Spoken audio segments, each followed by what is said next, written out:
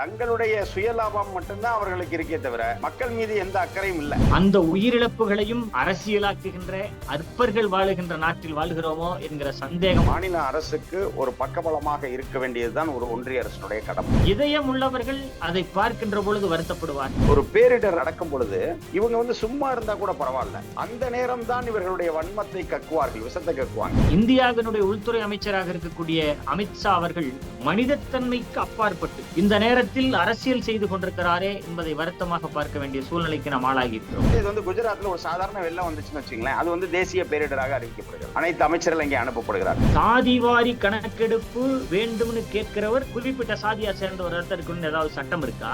ராகுல் ஒரு ஜாதி மறுப்பு திருமணம் மூலமாக வந்தவர். அப்ப அவங்களால அந்த ஜாதி மறுப்பை அவர்களால் ஏற்றுக்கொள்ள முடியவில்லை. அனைவருக்கும் வணக்கம். இந்த வாரம் ஒரு சோகமான பல்வேறு உயிரிழப்புகளை தாங்கிக் கொண்டு வாழ்ந்து கொண்டிருக்கிற ஒரு சமுதாயத்தில் அந்த உயிரிழப்புகளையும் அரசியலாக்குகின்ற அற்பர்கள் வாழுகின்ற நாட்டில் வாழ்கிறோமோ என்கிற சந்தேகம் வருகிற காரணத்தால் ஒரு வருத்தத்தையும் பதிவு செய்ய வேண்டிய சூழ்நிலையில் நாம் இருக்கிறோம். கேரள மாநிலம் வயநாட்டில் மிகப்பெரிய நிலச்சரிவு ஏற்பட்டு 300க்கும் மேற்பட்டவர்கள் உயிரிழந்து விட்டார்கள். அது இல்லாமல் ஒரு 500க்கும் மேற்பட்டவர்களை காணவில்லை என்பது மட்டுமல்ல, கூகுள் மேப்ஸ்ல பார்த்தோன்னா தெரியும், ஒரு 3 கிராமங்கள், அழகான கிராமம், அற்புதமா தெரியுது. அடுத்த நாள் அதே கூகுள்ல போய் அதே இடத்தை பார்க்கும் பொழுது மனம் ரொம்ப வலிக்குது. இதயம் உள்ளவர்கள் அதை பார்க்கின்ற பொழுது வருத்தப்படுவார்கள். இந்தியாவினுடைய எதிர்க்கட்சி தலைவராக இருக்கக்கூடிய வயநாடு நாடாளுமன்ற தொகுதியில் வெற்றி பெற்று நாடாளுமன்ற உறுப்பினராகவும் தற்போதைய நாடாளுமன்றத்திலே எதிர்க்கட்சி தலைவராகவும் பணியாற்றி கொண்டிருக்கக்கூடிய நண்பர் ராகுல் காந்தி அவர்கள் அந்த இடத்துக்கு போய் அவருடைய சகோதரியோடு சேர்ந்து அங்க இருக்கிற மக்களோடு தன்னுடைய வருத்தத்தை பகிர்ந்து கொண்டு அந்த மக்களுடைய துன்பத்திலும் துயரத்திலும் பங்கு கொண்டிருக்கிறார் என்பதை நாம் பார்த்து கொண்டிருக்கிறோம். கேரள அரசாங்கம் இந்த நேரத்தில் அனைவரோடும் இணைந்து அந்த மக்களுக்கு என்ன முடியுமோ அந்த வேலைகளை மிக அதிகமாக செய்து கொண்டிருக்கிறது. ஆனால் இந்தியாவினுடைய உள்துறை அமைச்சராக இருக்கக்கூடிய அமித்ஷா அவர்கள் மனிதத்தன்மைக்கு அப்பாற்பட்டு இந்த நேரத்தில் அரசியல் செய்து கொண்டிருக்கிறாரே என்பதை வருத்தமாக பார்க்க வேண்டிய சூழ்நிலைக்கு நாம் ஆளாகி இருக்கிறோம். நாங்கள் ஒரு வார 10 நாட்களுக்கு முன்பே எச்சரிக்கை செய்தோம். என்ன செஞ்சீங்க? ஆரஞ்சு அலர்ட் கொடுத்திருந்தீங்க, அவ்வளவுதான். ஆரஞ்சு அலர்ட்ங்கிறது வயநாடு பகுதிக்கு கூடுதலாக எப்போதும் அடிக்கடி கொடுக்கக்கூடியது, அடிக்கடி மழை பெய்யக்கூடிய பகுதி. அது மிகப்பெரிய நிலச்சரிவு ஏற்படும் என்றோ அல்லது ரெட் அலர்ட் கொடுத்து அந்த மக்களை கொண்டு தனியாக தங்க வைங்கள் என்றோ சொல்லவே இல்லை. எத்தனையோ கனவுகளோடு, எத்தனையோ எதிர்கால திட்டங்களோடு தாத்தாக்கள், பாட்டிகள், மாமாக்கள், அத்தைகள், அம்மாக்கள், அப்பாக்கள், குழந்தைகள், அத்தனை பேரும், இளைஞர்கள், மாணவர்கள் அத்தனை பேரும் இருந்த இடம் தெரியாமல் தன்னுடைய வாழ்வை இழந்து நிற்கிறார்களே என்கிற வருத்தம் நமக்கு கூடுதலாக இருக்கிற அந்த நேரத்தில் இதையும் அரசியலாக்க நினைக்கக்கூடிய அமித்ஷா போன்றவர்களும் வாழுகிற நாட்டில் வாழுகிறோமே என்கிற வருத்தம் கூடுதலாக இருக்கிறது. இந்த கூடுதலான வருத்தத்தில் பங்கு கொள்ள எங்கள் திராவிட இயக்க தமிழர் பேரவையின் துணை பொதுச் செயலாளர், தெற்கு மண்டல பொறுப்பாளர் தோழர் வைரமுத்து அவர்கள். வணக்கங்க. திராவிடம் ஒரு பார்வையாளர்களுக்கும் வணக்கம். உள்ளபடியே மிக சோகமான ஒரு செய்தி தான் இது. பொதுவாக ஒரு அரசு எப்படி இருக்கணும்னா, தனக்கு வேண்டியவர் வேண்டாதவர் அப்படிங்கிற ஒரு பாகுபாடு இல்லாமல் ஒரு மக்கள் ஒரு பெருந்துயரில் சிக்குகிறார்கள் என்று சொன்னால் உடனடியாக அவர்களுக்கு தேவையான அவங்களுக்கு தேவையான ஒரு பேரிடர் நிதியை விடுவித்து அந்த மாநில அரசுக்கு ஒரு பக்கபலமாக இருக்க வேண்டியதுதான் ஒரு ஒன்றிய அரசினுடைய கடமை. ஆனால் அதே நேரத்தில் இவங்க இப்போது மட்டுமல்ல, எதிர்க்கட்சிகள் ஆளும் மாநிலங்களை ஒரு மாற்றாந்தாய் மனப்பான்மையோடு தான் இந்த ஒன்றிய அரசு நடத்துகிறது அப்படிங்கிறது நம்ம தெல்ல தெளிவாக கடந்த டிசம்பர்ல தமிழ்நாட்டில் ஏற்பட்ட மழை வெள்ள காலகட்டத்தில் பார்த்தோம். தென் மாவட்டங்களில் ஏற்பட்ட புயலாக இருக்கட்டும், அதே போல சென்னையில் ஏற்பட்ட பேரிடர் நிதி, அதாவது ஒரு பேரிடர், அந்த இயற்கை பேரிடர் நடக்கும் பொழுது இவங்க சும்மா இருந்தா கூட பரவாயில்ல, அந்த நேரம் தான் இவர்களுடைய வன்மத்தை கக்குவார்கள், விஷத்தை கக்குவாங்க. என்ன சொன்னாங்கன்னா, இப்போ சென்னையில வெள்ளம் பாதிக்கப்பட்ட போது 90% வடிகால் பணிகள் முடிஞ்சிருச்சுன்னு சொன்னாங்க. இப்போ வெள்ளம் வந்திருக்கு அப்படின்ற மாதிரி இந்த மாநில அரசின் மீதே பழி போடுகிற வேலையை செஞ்சாரு. இப்ப அதே தான் அதை கேரளாலையும் செய்யறாங்க. நாங்க முன்னாடியே 10 நாளைக்கு முன்பே நாங்க எச்சரித்திருக்கிறோம். நீங்கள் குறிப்பிட்டதை போல ஒரு ஆரஞ்சு அலர்ட் என்பது மிதமிஞ்சிய மழைக்கான ஒரு எச்சரிக்கை தான். அந்த மழையின் காரணமாக நிலச்சரிவு ஏற்படுவதற்கான சாத்தியக்கூறுகள் இருக்கு அப்படிங்கிறது எந்த அறிக்கையோ அல்ல பரிந்துரையோ மாநில அரசுக்கு கொடுக்கப்படல. ஏன்னா ஒரு நிலச்சரிவு ஏற்படுவதற்கான வாய்ப்பு இருக்கிறது என்று சொன்னால்தான் நாங்க அந்த மக்களை நம்ம வேறு பாதுகாப்பான பகுதிக்கு நகர்த்தி இருக்க முடியும். ஆனா அவங்க அப்படி எதுவும் ஒன்றும் சொல்லாம வெறும் மழை தொடர்பான எச்சரிக்கையை மட்டும் சொல்லிவிட்டு, இன்றைக்கு நாம் பார்க்கிறோமே, ஒரு திரைப்படங்களில் பார்ப்பது போல ஒரு 3 கிராமங்கள் இல்லாமலே போயிருக்கிறது. அதுவும் நம்ம கண் முன்னால் நடந்திருக்கிறதுனா, இந்த ஒரு சோகத்திலும் கூட இவர்கள் அரசியலை தான் இதை ஆக்க நினைக்கிறார்கள் அப்படிங்கிறது அவர்களுடைய நடவடிக்கை காட்டுது. இன்னைக்கு வரைக்கும் வந்து ஒரு ஒன்றிய அரசின் சார்பில் யாருமே ஒரு முக்கிய அமைச்சர்களோ யாருமே அந்த இடத்துக்கு போகல. ஏன்னா வந்து அதை எப்படி பாக்குறாங்க அவங்கள பொறுத்தளவு அது 2 விதம். ஒன்று வந்து இடதுசாரிகள் ஆளுகிற மாநிலம் அப்படிங்கிறதுல ஒண்ணு. இன்னொன்று வந்து எதிர்க்கட்சி தலைவர் ராகுல் காந்தி அவர்களை தேர்ந்தெடுத்து விட்டார்கள் அந்த வயநாட்டு மக்கள். ஏன்னா இப்போ அடுத்தபடியா நடக்க போற இடைத்தேர்தலில் அவருடைய சகோதரி பிரியங்கா காந்தி அங்க வதேரா அவர்கள் அங்கே போட்டியிடுகிறார். அப்போ மறுபடியும் பிரியங்கா தான் ஜெயிக்க போறாங்கன்னு அவங்க முடிவு பண்ணிட்டாங்க. எப்படி நம்ம ஊர்ல ஒரு புத்திசாலி சொன்னார்ல, நீங்க 25 நாடாளுமன்ற உறுப்பினர் கொடுத்திருந்தா நாங்க பட்ஜெட்ல நிறைய திட்டம் கொடுத்திருப்போம்னு. அப்போ இவர்களுடைய நோக்கம் என்ன? அப்ப எனக்கு வாக்களித்தால் தான் உங்களுக்கு எதுவும் செய்வோம், இல்லாட்டி செய்ய மாட்டோம் அப்படிங்கிறது வந்து எதை காட்டுது? அப்போ இப்போ அடுத்தபடியா வயநாட்டு மக்கள் பிரியங்காவை தான் தேர்ந்தெடுக்க போகிறார்கள் அப்படின்னு முடிவு கட்டிட்டாங்க. அப்போ வந்து அந்த வயநாட்டுக்கு எதுவும் செய்ய மாட்டாங்களா? அப்போ இதுதான் ஒரு நிலைப்பாடுனா, இதே மாதிரி ஒவ்வொரு அரசும் நடக்க தொடங்கினால், அப்ப தமிழ்நாட்டுல வந்து எந்த ஒரு மக்கள் நல திட்டங்களும் பாஜகக்காரன் பலனடையலையா? பாமகக்காரன் பலனடையலையா? அப்போ இந்த திட்டம் வந்து எங்களுக்கு வேண்டாம் அப்படின்னு சொல்லிருவாங்களா?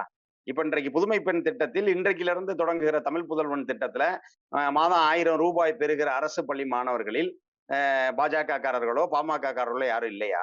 அப்போ ஒரு அரசு அப்படிங்கிறது வந்து பொதுவானது. மக்களுடைய வரிப்பணத்தில் செயல்படுகிற அரசு அனைவருக்குமான அரசு.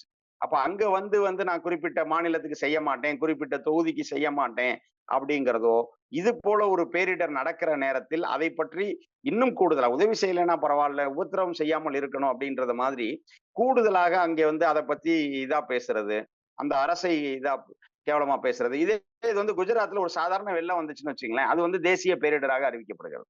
அனைத்து அமைச்சர்கள் இங்கே அனுப்பப்படுகிறார்கள். ஆனா இங்க வந்து ஒரு பிரதமரே 4, 5 போறார். மாவட்டங்கள் பாதிக்கும். பிரதமரே போறார். 1000 கோடி விடுவிக்கிறார். அவருக்கு குஜராத் மட்டும்தான், குஜராத்துக்கு மட்டும் பிரதமரா இருந்துக்கிறத பத்தி நமக்கு கவலை இல்ல. ஆனா ஒரு மாநில அரசுக்கு மத்திய அரசுன்னு சொல்லி ஒன்றிய அரசுக்கு பொறுப்பாக இருக்கக்கூடிய ஒரு நபர் வந்து அந்த ஒரு மாநிலத்திற்கு மட்டும் 1000 கோடி உடனே ரிலீஸ் பண்றாரு.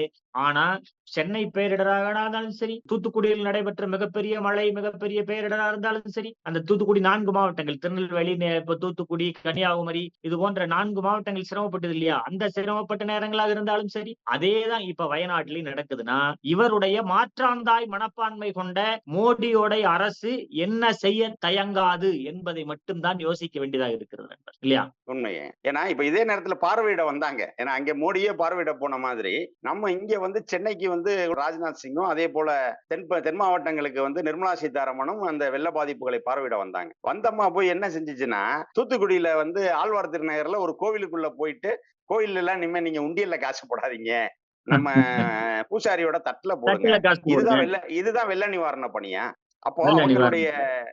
எங்க போனாலும் அவங்க வந்து தங்களுடைய சுயலாபம் மட்டும்தான் அவர்களுக்கு இருக்கே தவிர, மக்கள் மீது எந்த அக்கறையும் இல்ல. இவங்க குஜராத்தினுடைய முதல்வராக இருக்கிறார், பிரதமரா இருக்காரு அப்படின்னா, அப்படின்றத விட குஜராத்திகளுக்கான பிரதமராகத்தான் இவர் இருக்கிறார் அப்படிங்கிறது இவருடைய செயல்பாடு வந்து மிக தெளிவாக காட்டுது. 2 பேர் விக்கிறாங்க, 2 பேர் வாங்குறாங்கன்னு சொல்லுவாங்க இந்தியாவ.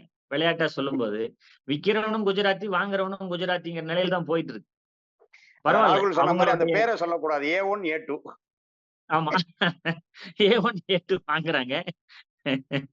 இவங்க விக்கிறாங்கங்கிற மனையில தான் போயிட்டு இருக்கு. இதே நேரத்துல நாடாளுமன்றத்துல பாத்தீங்கன்னா, நாடாளுமன்றத்தில் அனுராக் தாக்கூர் என்கின்ற ஒரு ஆள், ராஜீவ் காந்தியினுடைய மகனாக இருக்கக்கூடிய, இந்திரா காந்தியினுடைய பேரனாக இருக்கக்கூடிய, ஜவஹர்லால் நேருடைய கொள்ளு பேரனாக இருக்கக்கூடிய, மிகப்பெரிய தியாகத்துக்கு சொந்தமான அந்த குடும்பத்திலிருந்து வந்திருக்கக்கூடிய ராகுல் காந்திய தன்னுடைய சாதி என்னன்னு தெரியாதவர் இவரு. இவர் வந்து சாதி வாரி சாதி வாரி மக்கள் தொகை கணக்கெடுப்பு கேட்கிறாரு. இதுக்கு இவருக்கு தகுதி இல்ல அப்படின்னு சொல்லி பேசுறாரு. அப்ப நான் என்ன கேட்கிறேன்னா, சாதிவாரி கணக்கெடுப்பு வேண்டும்னு கேட்கிறவர் குறிப்பிட்ட சாதியா சேர்ந்தவரா தான் இருக்கணும்னு ஏதாவது சட்டம் இருக்கா? சாதிவாரி கணக்கெடுப்பு கேட்பதற்கு ஒரு நாடாளுமன்ற உறுப்பினருக்கு உரிமை இல்லையா? அல்லது இவர்கள் சாதியை வைத்து அரசியல் செய்வதற்கு கேவலமான மனநிலையோடு இருக்கக்கூடிய அனுராக் தாக்கூர் போன்றவர்களும் இங்கே இருக்கிறார்கள். இவர்களை இவர் மிகச்சிறப்பாக பேசினார்னு சொல்லக்கூடிய ஒரு ஒன்றிய பிரதமரும் இருக்கிறார். இவர்களெல்லாம் இந்த நாட்டில் இருந்து இந்த நாடு முன்னேறுமா என்கிற சந்தேகம், இவர்கள் வாழுகின்ற காலத்தில் நாம் வாழுகிறோமே என்கிற வருத்தத்தில் இதை பதிவு செய்கிறேன்.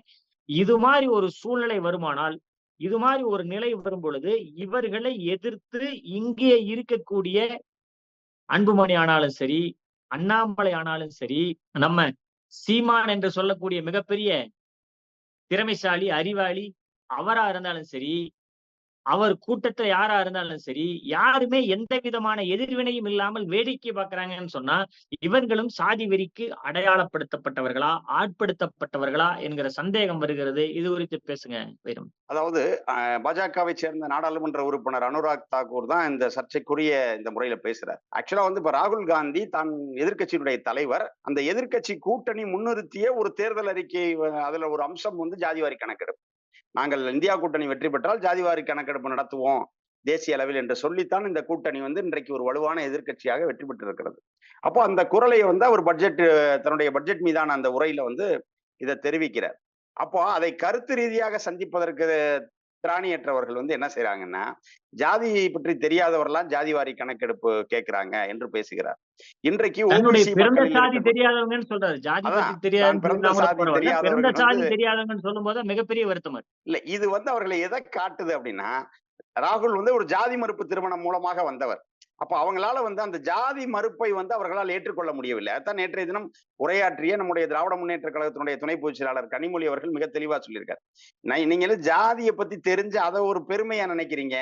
உண்மையான பெருமை என்பது ஜாதியற்றவனாக வாழ்வதுதான் பெருமை அப்படின்னு நேற்று நாடாளுமன்றத்திலே பெருமை பொங்க பதிவு செய்திருக்கிறார் நம்முடைய பதிவு கனிமொழி செய்யும். அவர்கள். அப்போ அதுதான் இங்க தேவை. அதை எதற்காக இவரை வந்து குறிப்பிடுவது என்னன்னா, இப்ப இவர் எந்த இடத்துல கொண்டு வர்றாங்கன்னா, இவர் ஜாதி மறுப்பின் மூலமாக வந்தவர். இவருக்கு வந்து ஜாதி இல்ல அப்படிங்கிறத அவர்கள் இதன் மூலமாக காட்ட நினைக்கிறார்கள் ஒன்று. இன்னொன்று வந்து இப்ப அனுராக் தாக்கூர் இதற்கு முன்பாக நிதித்துறை இணையமைச்சராக இருந்தவர். விளையாட்டு மற்றும் இளைஞர் நலன் அமைச்சராக இருந்தவர். தகவல் ஒலிபரப்புத்துறை அமைச்சராக இருந்தவர். இந்த முறை அவருக்கு அமைச்சரவையில இடம் இல்ல. அப்போ எதையாவது பேசி நாம் வந்து மோடியிடம் கவனம் பெற்று விட்டால் நாம் மீண்டும் அமைச்சர் பதவியை பெற்று விடலாம் அப்படிங்கிற ஒரு எண்ணத்தோடு தான் இப்படிப்பட்ட அந்த சாடிஸ்ட் வன்ம மனப்பான்மை கொண்டவர்கள் எல்லாம் இப்படித்தான் இருப்பாங்க. இப்ப உதாரணத்துக்கு வந்து முன்பு ஒரு முறை தலைவர் கலைஞர் குறித்து மிக கேவலமாக ஜெயலலிதா அவருடைய உடல்நிலையை பற்றி பேசிய விஜயபாஸ்கர். அடுத்த நாள் டாக்டர் விஜயபாஸ்கருக்கு வந்து அம்மையார் ஜெயலலிதா வந்து அமைச்சராக்குனாங்க. ஆக இப்படிப்பட்டவர்கள் வந்து இதற்காகவே தங்கள் மீது ஒரு விளம்பரம் விழுகணும். இப்ப ராகுல்ல நம்ம இப்படி ஒரு இது பண்ணி திட்டா நமக்கு வந்து விளம்பரம் பெற்று விடுவோம் என்று சொல்லித்தான் அந்த கருத்தை முன்வைக்கிறாங்க. அப்போது வந்து நாடாளுமன்றத்தை நடத்தி இருந்தது வந்து மக்களவையினுடைய மாற்றுத் தலைவராக இருக்கக்கூடிய பாஜகவை சேர்ந்த ஜெகதாம்பிகா பால். அப்போ உடனடியா எல்லாரும் எதிர்ப்பு தெரிவிக்கிறாங்க. அவை குறிப்பிலிருந்து அந்த வாசகங்கள் நீக்கப்படுது. ஆனா இதுல என்ன சிக்கல்னா, நீக்கப்பட்ட அந்த வாசகங்கள் இடம்பெற்றிருக்கக்கூடிய காணொளிய பிரதமர் தன்னுடைய சமூக வலைத்தள பதிவுகள்ல போடுறாரு. போட்டுட்டு அதாவது என்னுடைய இளம் நண்பர் மிக துணிச்சலாக நையாண்டியோடு உண்மையை தெளிவுபடுத்தி இந்தியா கூட்டணியினுடைய மோசடியை அம்பலப்படுத்தி இருக்கிறார் அப்படின்னு குறிப்போடு அதை பதிவு செய்யறார். பொதுவாக ஒரு மக்களவை நடவடிக்கைகளில் ஒன்று அவை குறிப்பிலிருந்து நீக்கப்பட்டால் அதை வெளியிலே பிரசுரிக்க கூடாது. அது வாசகமாகவும் போடக்கூடாது, அதை வந்து காணொலியாகவும் போடக்கூடாது. அதுதான் ரூல்ஸ். ஆனா அப்படி இருக்கிற நிலையில் ஒரு தலைமை அமைச்சராக இருக்கக்கூடிய மோடியே அந்த விதியை மாற்றி அந்த விதியை பின்பற்றாமல் இப்படி செய்திருக்கிறார். உடனடியாக பஞ்சாபினுடைய முன்னாள் முதல்வரும் தற்போது காங்கிரசினுடைய நாடாளுமன்ற உறுப்பினராக இருக்கக்கூடிய சரண்ஜித் சிங் சன்னி அவர்கள் வந்து இன்னைக்கு ஒரு உரிமை மீறல் பிரச்சனையை பிரதமர் மீது கொடுத்திருக்கிறார். ஆக இப்படி இருக்கிற ஒரு சூழல்ல பொதுவா ஒரு கட்சி தலைவர், ஒரு கட்சியினுடைய உறுப்பினர்கள் கூட உணர்ச்சி வசப்பட்டு எதிர்க்கட்சியின் மீது தவறா பேசலாம். ஆனா அவர்களை வழிநடத்துகிற தலைவர்கள் என்ன செய்யணும்னா இப்படி எல்லாம் பேசக்கூடாது. இப்ப உதாரணத்துக்கு வந்து மிக மோசமான இழிமொழிகளை பேசுகிற நாம் தமிழருக்கு நம்ம பதில் சொல்ல நினைச்சா நம்ம தலைவர் என்ன சொல்லுவாரு? பேரவைத் தலைவர் ஐயா சுபவி அவர்கள் இப்படி பேசாதீங்க, கண்டிப்பா, நம்ம கண்டிப்பா. தரத்தை நாம் தாழ்த்தி கொள்ளக்கூடாதுன்னு சொல்லுவார். இதே போல தலைவர் கலைஞர் அவர்கள் எதிர்க்கட்சியை குறித்து நான் மோசமா விமர்சிச்சா அவங்களை உடனடியா மேடையிலே கண்டிப்பார். இப்படி எல்லாம் பேசாதீங்கன்னு சொல்லுவார். கடைசி வரை இறுதி வரை தன்னை அவரை வந்து அமையாரது என்றுதான் தலைவர் சொன்னாரே தவிர எந்த இடத்திலும் ஜெயலலிதாவை வந்து அவர் மரியாதை குறைவா பேசல. ஆக இப்படி அது இருக்கிற வந்து சூழல் இங்கே தகுதியான மோடியே தலைவர்களை அடையாளப்படுத்தும். இது தரங்கெட்ட தலைவர்கள் அப்படித்தான் இருப்பாங்கங்கிறது தான் யோசனையா தோணும். அதனால அனுராக் தாக்கூர் பேச்ச இவர் பகிர்றார். ஆக இது வந்து மிக மோசமான ஒரு நிலையில் அவர்கள் இருக்கிறார்கள் அப்படிங்கறதான் காட்டுது. இப்ப அவங்க மொழியிலேயே எடுத்துக்குவோம். அதாவது ஜாதிவாரி கணக்கெடுப்பு கேட்பவர்கள் எல்லாம் தான் பிறந்த சாதி தெரியாதவர்கள் அப்படின்னா இன்றைக்கு ஓபிசி மக்களில் 80% பேர் ஜாதிவாரி கணக்கெடுப்பு வேணுங்கிறாங்க. அப்ப அவர்கள் அத்துணை பேரையும் இப்படித்தான் அவர் நினைக்கிறாரா? இல்ல ஜாதிவாரி கணக்கெடுப்பை வெற்றிகரமாக தன் மாநிலத்தில் நடத்தி இருக்கிற நிதிஷ்குமாரை வந்து இவர் அப்படித்தான் சொல்றாரா? இவர் சொல்ற அந்த விமர்சனத்துக்கு உட்பட்டவர் தான் ஜாதிவாரி கணக்கெடுப்பு வேண்டும் என்று இன்றும் வலியுறுத்திக் கொண்டிருக்கக்கூடிய மருத்துவர் ராமதாசும் இந்த வரன்முறைக்குள்ளதான் வர்றாரா? ஆக இதை வந்து யார் சிந்திக்கணும்னா நிதிஷ்குமார் போன்றவர்கள் சிந்திக்கணும். ஏன்னா இன்றைக்கு அவருடைய தயவிலேயே ஆட்சியை நடத்தி கொண்டு அவருடைய ஒரு நிலைப்பாட்டை இவ்வளவு மோசமாக விமர்சிக்கிறார்னா, இது ராகுல் மீதான விமர்சனம் மட்டுமல்ல, ஜாதிவாரி கணக்கெடுப்பை ஆதரிக்கிற அத்தனை பேர் மீதான விமர்சனமாகத்தான் இதை பார்க்க வேண்டும். இதற்கான பதிலடியை நிதிஷ்குமார் தான் கொடுக்கணும். கண்டிப்பா, கண்டிப்பா. ராமதாஸை பத்தி சொல்ல வந்தீங்க தோழர். ராமதாஸை பொறுத்தளவுக்கு பாத்தீங்கன்னா, ராமதாஸுடைய வேலை படிச்சிருப்பீங்கன்னு நினைக்கிறேன். செய்திகள்ல படிச்சிருப்பீங்க. ராமதாஸ் பேசும்போது 10.5 விழுக்காடு இடஒதுக்கீடு கேட்கறதுக்கு தலைமைச் செயலகத்துல உன்னை வந்து நான் பார்க்கணுமா? வெக்கமா இருக்கு. ஏன்னா வெட்கப்படுறேன். இதுக்கு போய் உன்னைய நான் பார்க்கணுமா? என்னது? மிஸ்டர் ராமதாஸ், நீங்க பெரியாரை ஏற்றுக்கொண்டவர்கள். பெரியாரை ஏற்றுக்கொண்டிருக்கக்கூடிய ராமதாஸை பார்த்து கேட்கிறேன் நானு. பெரியார் வந்து தன்னுடைய இனத்தை காப்பதற்காக, இனமானம் காப்பதற்காக தன்மானத்தையும் சுய மரியாதையை கூட விட்டு கொடுத்து கீழே இறங்கி இந்த மக்களுக்காக போராடிய மாபெரும் தலைவர் பெரியார். அந்த பெரியாருடைய ஆட்கள் நாம் என்று நீங்களும் சொல்றீங்க, நாங்களும் சொல்றோம். பெரியாரை பெரிய தலைவர் நீங்களே ஏற்றிருக்கிறீங்க. ஆனா ஏற்றுக்கொண்டிருக்கக்கூடிய நீங்கள் தன்னுடைய இனத்தை காப்பதற்கு, தன்னுடைய மக்களுக்கு 10.5 விழுக்காடு இடஒதுக்கீடு பெற்று தருவதற்குன்னு சொல்றீங்க. அவசியமா உங்களால முடியாதுன்னு எனக்கு தெரியும். நீங்க கேட்டாலும் செய்ய முடியாத சூழ்நிலை. என்ன காரணம்? நீதிமன்றம் எப்படி தள்ளி வச்சது நீங்க பார்த்திருப்பீங்க. நீதிமன்றம் இது நீங்க செய்தது தவறுன்னு சொல்லி மிகப்பெரிய குட்டு எடப்பாடி தலையில வச்ச மாதிரி இது தவறு, இது போன்ற இடஒதுக்கீடுகள் ஏற்றுக்கொள்ள முடியாதுன்னு சொல்லி ஒதுக்குனாங்க, நீங்க பார்த்திருப்பீங்க. அதே நேரத்துல நேற்றைக்கு ஒரு சுப்ரீம் கோர்ட்டினுடைய ஒரு நீதி வந்தது பார்த்திருப்பீங்க. ஆதி திராவிடர்களுக்கு 3% உள்ஒதுக்கீடு கொடுத்தது தலைவர் கலைஞர் ஆட்சியில். அதை எதிர்த்து அவர்கள் போட்டிருக்கிற வழக்கு, ஆதி திராவிட மக்களுக்கு வழங்கலாம், உள்ளொதுக்கீடு வழங்குவதற்கான வேலையை மிகச் சரியாக செய்து கொடுத்திருக்கிறார் கலைஞர் அப்படிங்கிறதா உண்மை. அந்த கலைஞர் செய்திருக்கக்கூடிய சம்பவத்துக்கும் ராமதாஸ் போன்றவர்கள் தேவையில்லாத விமர்சனங்களும் தேவையில்லாத விளம்பரங்களும் செய்து இந்த நாட்டு மக்களை தவறாக வழிநடத்துவதையும் நாம் பார்த்துக் கொண்டிருக்கிறோம். அந்த தலைவனுக்கு நன்றி உள்ளவராக இருக்க வேண்டும் என்பதற்காக ஆதி திராவிட மக்கள், அருந்ததிய மக்கள் எல்லா வகையிலும் அந்த தலைவனுக்கு நன்றி உள்ளவராக இருக்க வேண்டும் என்று போற்றி கொண்டாடி கொண்டிருக்கிறார்கள், பார்த்துக் கொண்டிருக்கிறோம். அந்த தலைவனுடைய வாழ்க்கை அப்படி, இவர்கள் இப்படி என்பதுதான் வருத்தத்திற்கும் வருத்தம். இந்த வருத்தம் இருக்குமா? இந்த வருத்தம் தொடர வேண்டுமா? ராமதாஸ் போன்றவர்கள் எல்லாம் அரசியலிலே துடைத்தெறியப்பட வேண்டியவர்கள். அன்புமணி போன்றவர்கள் எல்லாம் அடையாளம் தெரியாமல் செய்யப்பட வேண்டியவர்கள். இவர்கள் வாழுகின்ற காலம் எப்படி இருக்கிறது? சீமான் போன்ற சீரழிந்தவர்கள் இருக்க வேண்டும் என்று நினைத்தால், நாட்டை சீரழிக்க நினைக்கின்ற சீமான்கள் இதை பற்றி எல்லாம் பேசுவதற்கு தயாரில்லை. எதுவாக இருந்தாலும் திமுக தப்பு, எதா இருந்தாலும் திமுக தப்பு. இதை தவிர அவங்களுக்கு வேற எதுவுமே தெரியறது இல்ல. தெரியாமே இருக்கட்டும். தமிழ்நாட்டு மக்களுக்கு திராவிட முன்னேற்ற கழகத்தினுடைய சாதனைகள் மிக அதிகமாக தெரியும். தமிழ்நாட்டு மக்கள் திராவிட முன்னேற்ற கழகத்தினுடைய சாதனையை ஏற்றுக்கொண்டிருக்கிறார்கள். தலைவர் கலைஞரையும் தளபதியையும் ஏற்றுக்கொண்டிருக்கிறார்கள் என்ற உதாரணம் தான் 50 விழுக்காட்டுக்கு மேல் இன்றும் தமிழ்நாட்டில் திமுக கழகம் பெறுகிறது. மீதி இருக்கக்கூடிய எதிர்க்கட்சிகள் எல்லாரும் சேர்ந்து ஒரு 45 விழுக்காடு வாங்கிட்டு இருக்காங்க. இதே நிலை தொடரும். இவர்களும் அறிவுபூர்வமாக மாறுவதற்கு தயாரில்லை என்கிற நிலையில் மக்களை வதைக்கின்ற இந்த ஒன்றிய அரசினுடைய செயல்பாடுகள், வயநாடு பகுதிக்கு திரும்பி கூட பார்க்காத நம்முடைய மோடி அவர்களையும் அமித்ஷா அவர்களையும் வன்மையாக கண்டித்து இந்த காணொலியை நிறைவு செய்கிறேன். நன்றி, வணக்கம். நன்றி, வணக்கம். வாழும் வரலாற்று அறிஞர் கருணானந்தன் அவர்களின் பாசிசமே பார்ப்பனியம், பார்ப்பனியத்தின் பாசிச கூறுகளை வரலாற்று ஆதாரங்களோடு எடுத்துச் சொல்லும் அற்புதமான நூல். விலை ரூ.200 மட்டும். புத்தகம் வாங்க திரையில் தெரியும் தொலைபேசி எண்களுக்கு தொடர்பு கொள்ளுங்கள் அல்லது கருஞ்சட்டை பதிப்பகத்தின் இணையதளத்துக்கு வாருங்கள்.